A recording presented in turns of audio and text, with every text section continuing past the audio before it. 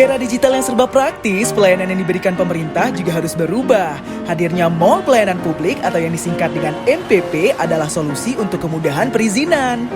Saat ini ada 26 instansi pemerintah Kota Banda Aceh dan instansi vertikal yang memberikan layanan di MPP, 36 konter layanan dan 101 jenis pelayanan yang dapat kamu akses dalam satu tempat.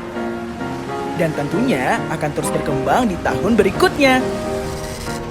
Dengan hadirnya MPP, pemerintah lebih transparan dalam memberikan pelayanannya, efisiensi dan akurasi pelayanan.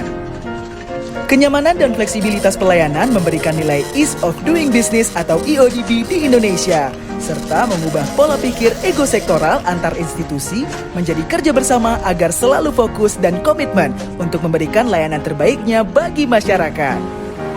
MPP yang berada di lantai 3 Gedung Pasar Aceh juga memiliki fasilitas umum lainnya, lift, eskalator, ruang bermain anak, pojok baca, klinik, pelaminan, layanan mandiri, ruang laktasi, ruang dan saran disabilitas.